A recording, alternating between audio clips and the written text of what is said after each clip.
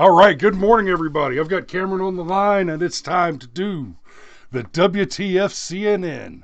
And I'm no preamble, man. I'm gonna pop over to the article, and we're gonna go ahead and dig into it. So we've got this article from CNN now. This morning. Here's the headline: Trump is expected to join Giuliani at Pennsylvania GOP lawmakers' voter fraud event. Okay, that's that's the headline, and let's be real. These guys, they run that headline. Um, they're smearing Giuliani in an attempt to also smear Donald Trump. It's it's weak sauce. It is what it is. But I want to drill down into the article a little bit, and this is what we're looking at. These two paragraphs. Right, we'll get a little more into the article too. The top of it's just preamble. There's, President Donald Trump expected to join his attorney Rudy Giuliani in Gettysburg, Pennsylvania on Wednesday, where Republican state lawmakers are holding a hearing on allegations of fraud in this month's election. Two sources familiar with the plans told CNN. Um, Let me pop out that chat over here. Oh, who do we need to say hey to this morning? We've got Steve, Krista, and Danny are all here with us, and it looks like my audio capture is really weak. So let me crank that up a bit and see if that helps. Oh, yay, we get Danny all week because she doesn't have the school this week. She's only got the real estate. Ah, yes, only the real estate. Okay, so I think the audio's going well. Yeah, okay, looks like the audio's back on point. Um, so Steve asks, Steve says, "Happy Thanksgiving, all." Anybody getting a crowd together and giving a middle finger salute to a tyrannical governor? My mother's watching on Facebook. Hey, Ma, glad to have you with us, and I'm glad you're here for this bit of the conversation. Before I get back into the article, Steve just asked, "Is anybody getting a crowd together and giving a middle finger salute to a tyrannical governor?" We are having, we are maxing out the funeral guidelines. There will be 30 mourners in attendance for the memorialization of the passing of 3 large turkeys, each prepared slightly differently. Um, Also, chess pie. Yesterday, my wife informed me that my 8-year-old daughter made me a chess pie, and I gave her a very stern look, and I said, "It better not suck." I don't know how chess pie can suck. It just needs to be chess pie. Penny told me the other day, "But Dad, chess pie is basically just sugar." I said, "No. There's fat in there, too. You mustn't forget the fat." But it is. Butter, salt, and sugar makes It's- it all taste good. And there's a little bit of vinegar in the recipe that takes it to the next level and does something to the crispy top of the crust. It just, bah. But it is sugar and fat. So, let's dig into this article. This is WTF CNN, because CNN says state and local election officials have said there is no evidence of widespread voter fraud, and both a federal court and the Pennsylvania Supreme Court have dismissed lawsuits seeking to prevent the state from certifying the results of the election. These statements are deeply misleading. Yes, state and local election officials have said there is no evidence of widespread voter fraud. But not all state and local election officials have said there is no evidence. Let's be very clear on this. The chairman, the top dog at the FEC, the Federal Elections Commission, has said point blank, there is so much fraud that is clearly proved in this election that we should not certify the election at all. All right, the chair of the Federal Elections Commission has said this election is illegitimate and should not move forward. He's saying that there is so much obvious, rampant, widespread voter fraud and statistical anomalous irregularities that the election of the president should absolutely go to House delegation. And to be very clear, if the election ends up in House delegation, that does mean a Donald Trump presidency. Now, don't don't misunderstand me. That's actually an unfortunate long shot. It's not outside of the realm of possibilities. That's still a possibility. It is a long shot, though. Right now, if you wanted to bet the odds, and the salt will flow. The Joe Biden is likely to be the president. He's likely to eventually for become about 6 months. He's likely to eventually become the president-elect, and he's likely to serve as the president of the United States of America after his inauguration for several weeks before he dies of old age. I mean, you know, with a massive load of barbiturates in his system and a flimsy orange sheet tied around his neck and affixed to a bedpost that's not high enough from which he could have hanged himself, where obvious assistance was required for the suicide, and the finding will be that he was a COVID victim. Yeah. But we'll the balance of probability 46. does suggest that Joe Biden will be the next president. Yeah, it and would be okay, go ahead. Just real quick, let me just touch on that with the House delegation.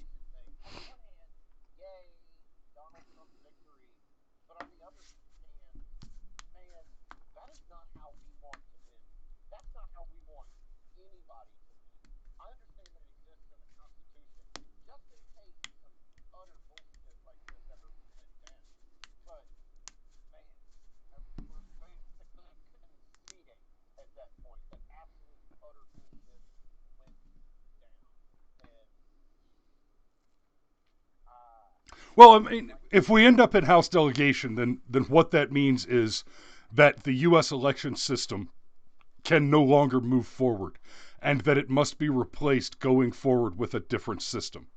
I'm a big fan of paper ballots. If I had my way, we would cancel everybody's citizenship, make them reapply, and all votes would be done by paper ballots. If I really had my way, every election would involve all candidates for a position standing on podiums in line next to each other, and everybody who intended to vote for them would walk up and put a penny in their jar.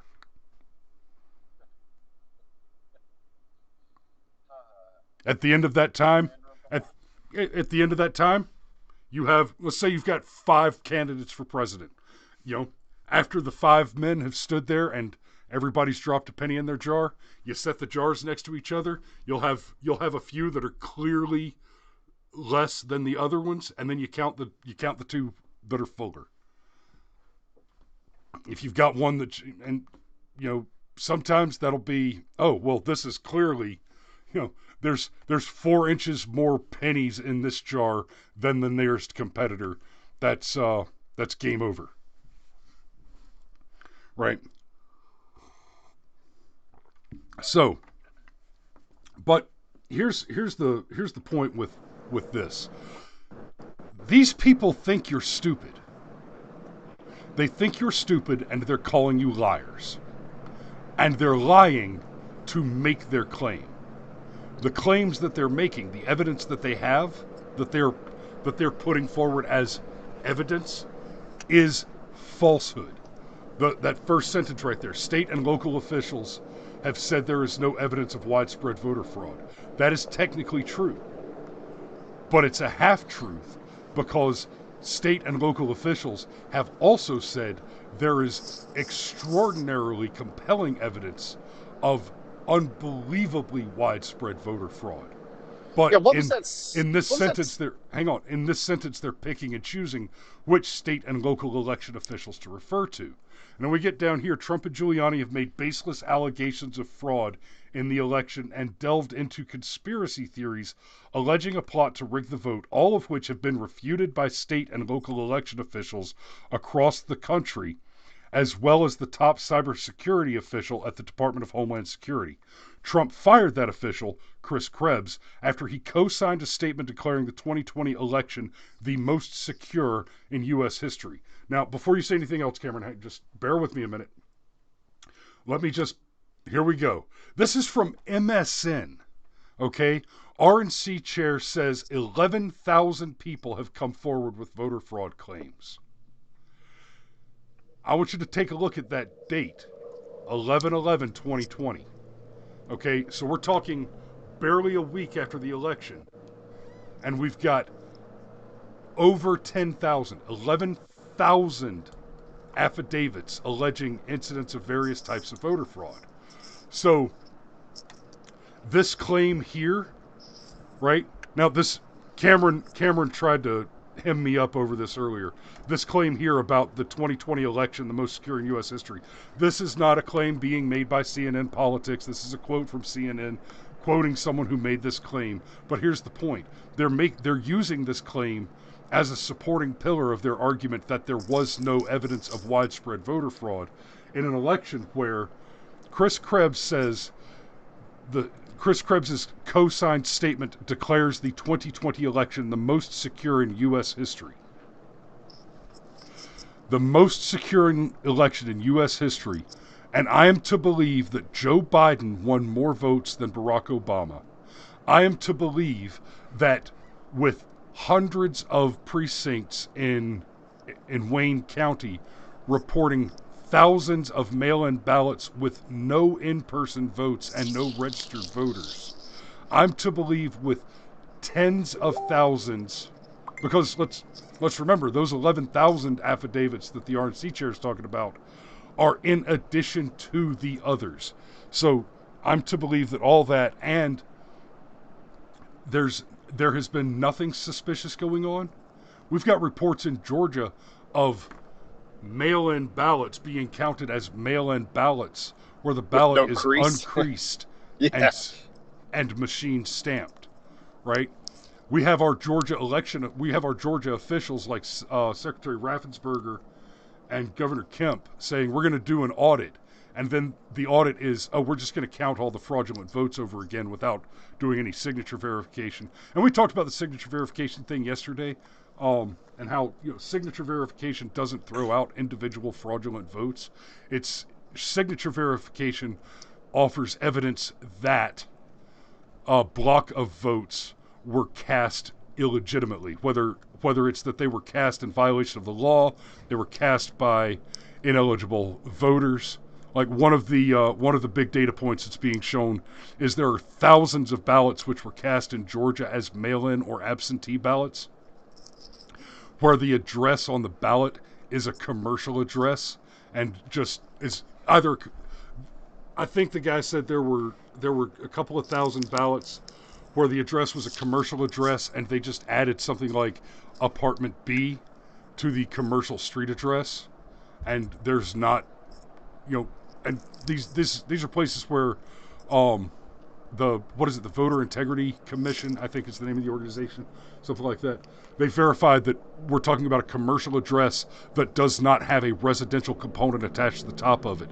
It's just a storefront of some kind. And then several thousand others where the address on the ballot is actually a P.O. box with either USPS or another organization, and they've put down the P.O. box and just used APT or unit instead of P.O. box in the address. So they've put down an incorrect address. They've put down a fraudulent address and voted that way. So, I mean, those votes alone,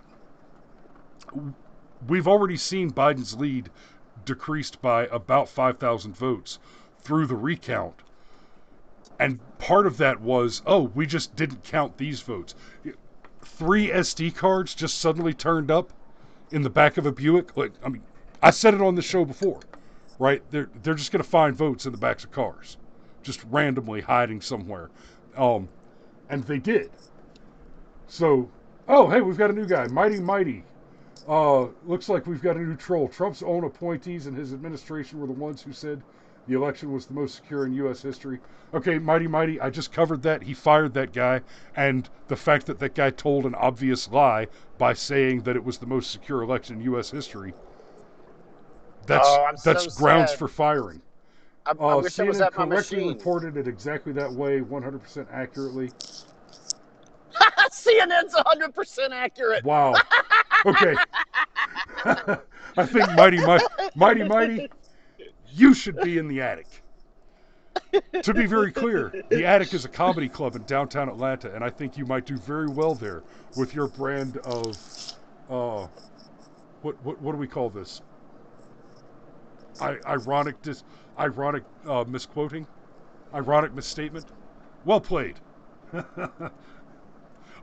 Hey, Lucas just popped in. Hey, brother, good to have you. Good to see you in here again. I hope you're still enjoying your the enemy is filled with chewy nougat mug. So, I have said rather a lot, Cameron. What do you have to rebut me or to support me? Go for it.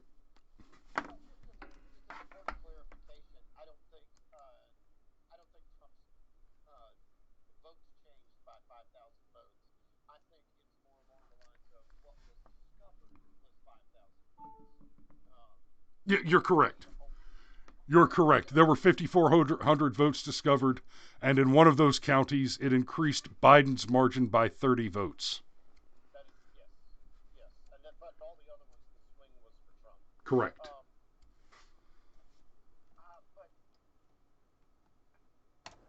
My real problem here is even going back to firing the guy, okay? Even if you're just ignorant of the whole situation, even if you honestly don't know that there are people complaining, going, hey, I saw this shady shit or whatever, this guy coming out and making this statement as early at Chris Krebs, I mean, as early as he did, I mean, that's like pronouncing cause of death before the autopsy. Um, how can he know? And given the fact that it only took a week for thousands of complaints to start coming in, and then even guys like Crowder, okay, Crowder and his lawyer were just poring over publicly available records, just seeing what they could find themselves. And that's when they found the dozens of precincts in Wayne County that had zero registered voters, but had thousands of votes. Um, and I've even seen the video affidavit of a poll challenger. It's this 48-year-old woman. Her name's I'm blanking on her name. It's the one that's in our internal group thread. She's Her name is Artisha Bomer. thank you, Artisha Bomer. She spends 30 minutes detailing everything, just from tiny little inconsistencies where they didn't follow the rules, on all the way up to observing at least a few times, seeing them change a ballot. Uh, and the system would even ask the person working the poll, are you sure you want to change this ballot? Do you want to override? And they would have to manually click, yes, I want to override. The other thing that she described, and I found this in particular to be very interesting, is that there was a maintenance man who would go around and he would periodically check the machines. And what he was doing was taking correction tape and placing it inside the machine near where the internal scanner should be. And it's her opinion, as somebody that is a poll challenger, that the only reason you do that is, of course, to make it so the machine cannot correctly scan the ballot. So to say that there's no evidence, and it's that widespread thing, and I know a whole bunch of us have picked up on it, it doesn't need to be widespread. It just needs to be systemic and well planned. I mean, you and I have even like theory crafted, war gamed, like literally you identify 1 to 2 dozen counties, and then you just need to identify a handful of precincts in those counties. Like, I don't know, Wayne County, the Detroit area, and then Michigan's 15 votes, 15 electoral college votes, go to whoever you want. And it doesn't matter how the rest of the state votes. Correct.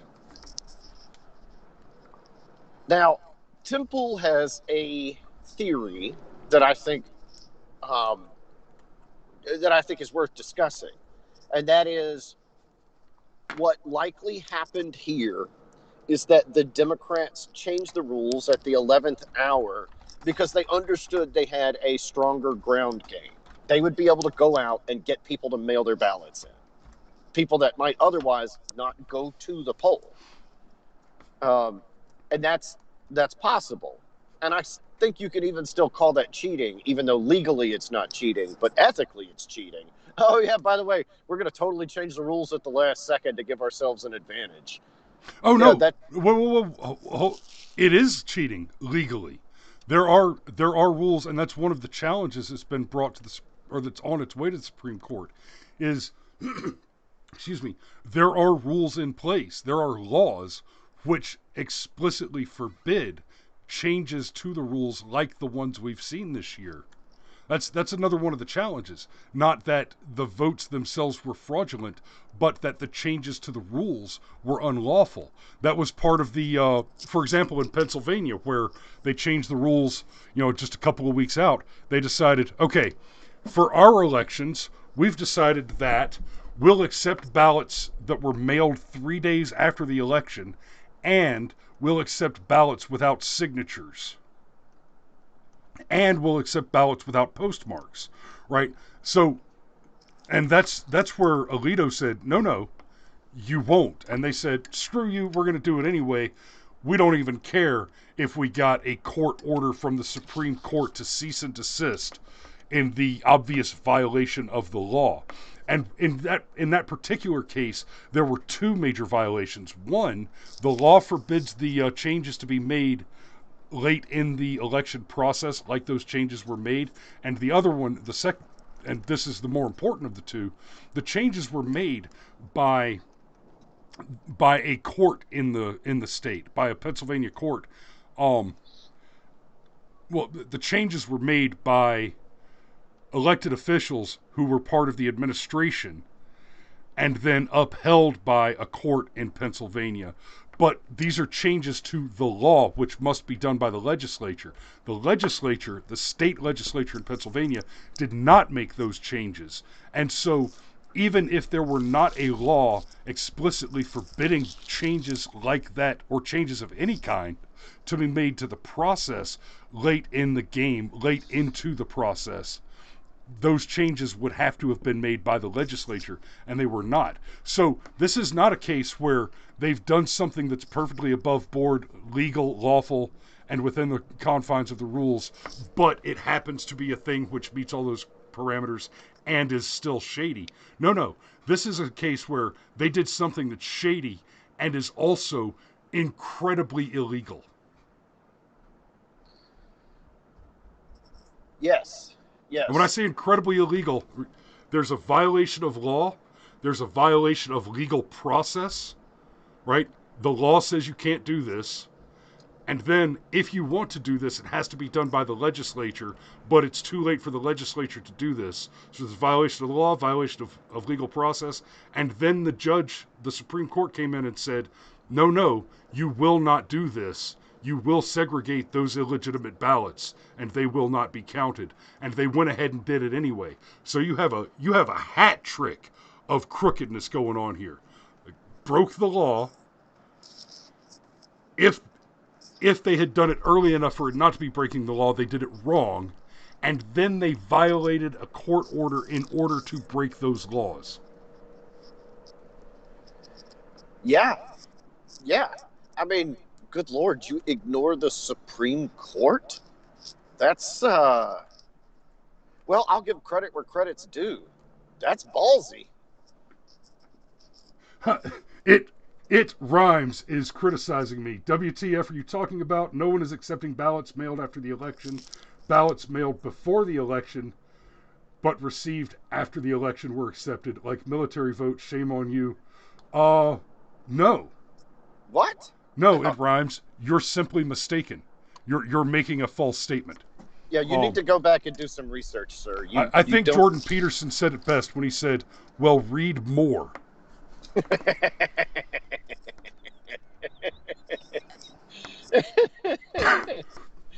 Now it rhymes. I'll grant you this. It is possible. There is the possibility that tens of thousands of people who have signed sworn affidavits under penalty of perjury and the U.S. Supreme Court Justice Alito are simply lying. That's That's a possible, possibility.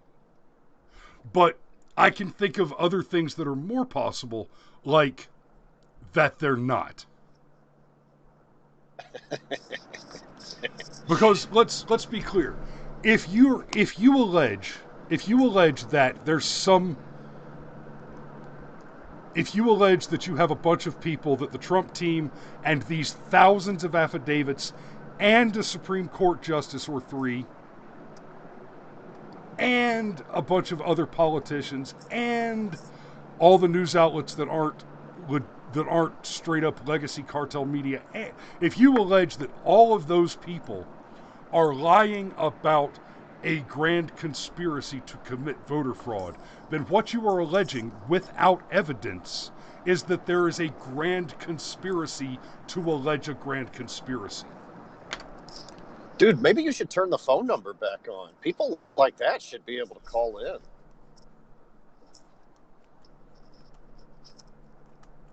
Because, of course, there's going to be the delay.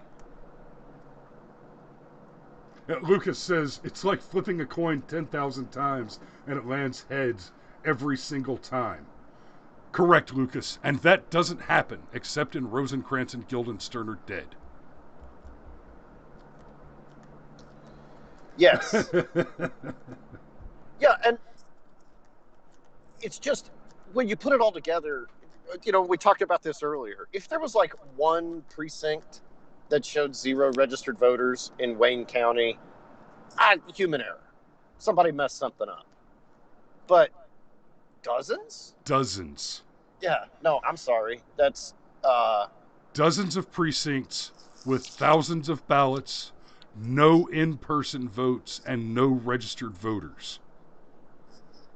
I mean, even if that's not the result of fraud and it is the result of human error, the fact of the matter is, if you don't have any registered voters, then all of your votes are illegitimate. Let's say that everybody who cast that vote would be otherwise legally authorized to vote, legally eligible to vote. They're 18 years old. They're not a felon. They're not incarcerated. They're not mentally incompetent.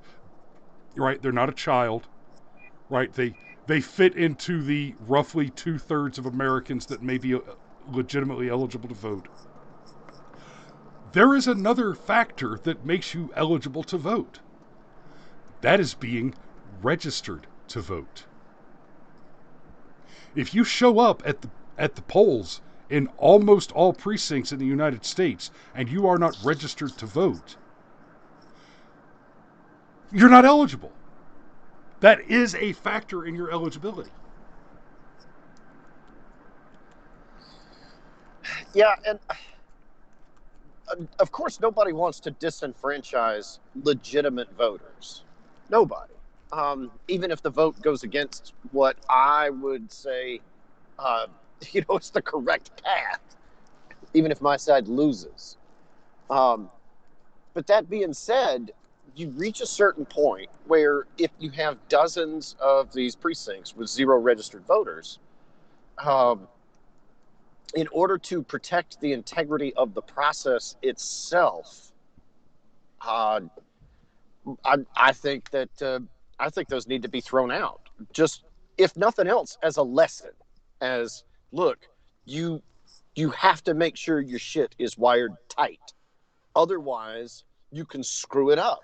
And all those people in Michigan, and I'm just going to, for the purposes of this argument, assume that every single one of those ballots cast was legitimate and legal. Okay, well, those thousands of people, what was the figure Crowder came up with? Like 157,000, something like that? Yeah.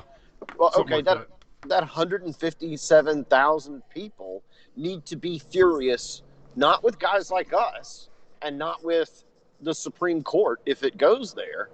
But with their local politicians in Michigan that could allow such a terrible oversight to occur.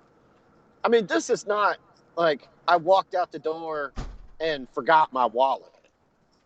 You know, this is I walked out the door and forgot my wallet for a month solid. It's just too big of a mistake. Hey, I've got a guest in studio. What's going on, Sergeant Major? I just received yesterday an unsolicited form to register to vote in Rockdale County. From the Black Progressive Action Coalition. Something I did not ask for, and I am a registered voter, and they claim that I'm not. Which Do they want me to register twice under an assumed name. Okay, let me. Give them hell. Wow. Hell of a guest spot there, Sergeant Major. Handy that. We appreciate you, Sergeant Major. All right, let's see. The Black Progressive Action Coalition. According to our review of public records, you might not be registered to vote at your current home address. That's, oh, wow. Yep, and there's a voter registration form here addressed to the Secretary of State, State of Georgia, P.O. Box, yada, yada, yada, yada, yada. Fill it, sign it, mail it.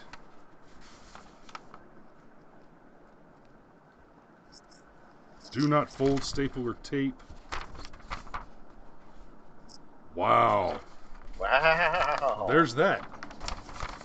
It doesn't have any of the old man's particular information on it, so there's the letter of solicitation from the Black Progressive Action Coalition.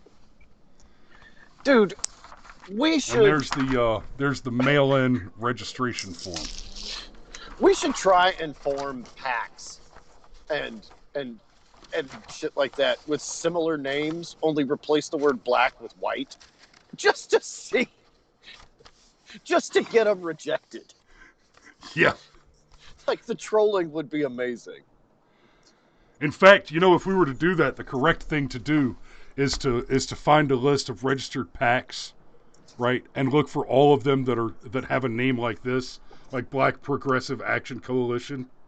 Oh, or Gay Progressive Action Coalition. Right. And then you try to register a PAC with the exact same name, but you replace their ethno-supremacist group. In this case, they're black ethno-supremacists. And just make it look like, you know, just go with white. And you will be accused of being an ethno-supremacist, a white supremacist. It doesn't even matter if you are a white supremacist. I'm not a white supremacist.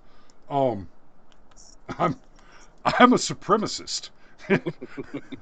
I'm not better than people because I'm white. I'm better than people because I'm a genius.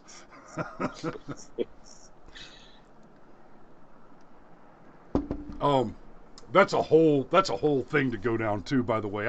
I have a theory on individual supremacism that involves whether or not you're born with certain advantages. Like, I'm a giant, I'm a genius, I have an ear for languages, I have certain inborn talents, but I have also spent my life pursuing individual skills and cultivating those talents and those advantages to make more of them. Without that additional pursuit and cultivation, then those inborn advantages are not adequate to justify the claim of supremacy. But I'm bigger and smarter than most people you're going to meet in the same package. That's I'm a rare bird. Anyway, I think that's about all I've got for this morning, Cameron. Have you got anything else you want to button up on this? No, not really, but I do want to go ahead and plug. Did we ever tomorrow. have your video, by the way? Say what? Did we ever have your video? No, I hope you have a good picture of me up there. It's not. Oh, thanks, buddy.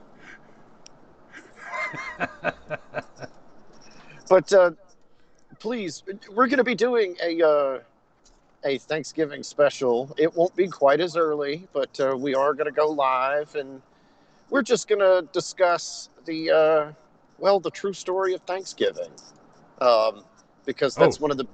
is that what we're going to do? And we're going to talk about the things that we were actually thankful for, and we're even going to tie it back into the 1619 project, and if what those shitbirds wanted to do was start at 1619 and tell the real history of the country, they're leaving out really important detail. And I think that's what you call a tease. All right. Y'all be safe out there.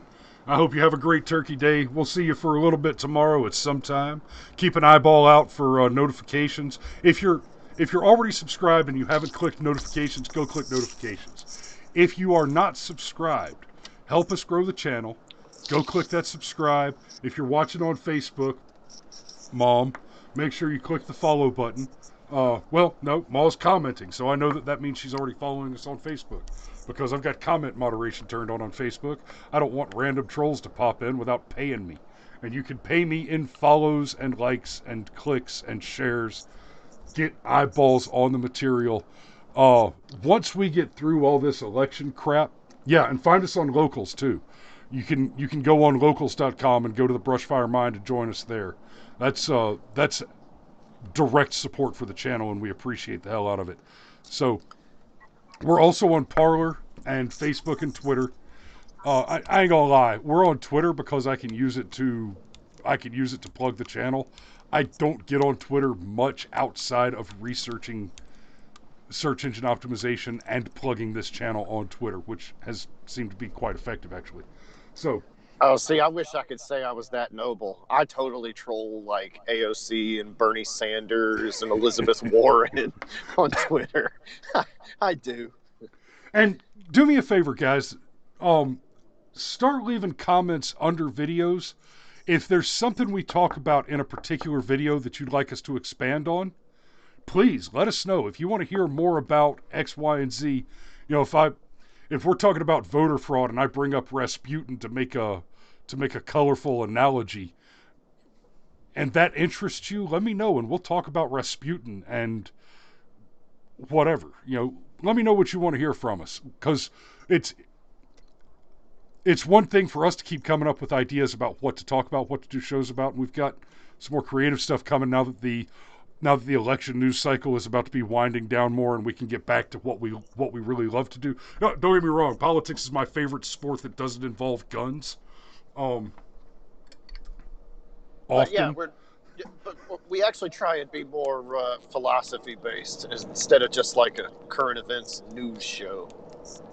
Yeah, so do let us know what we're talking, what you want to hear us talking about, and we will see you tomorrow. I pushed the button. Damn it.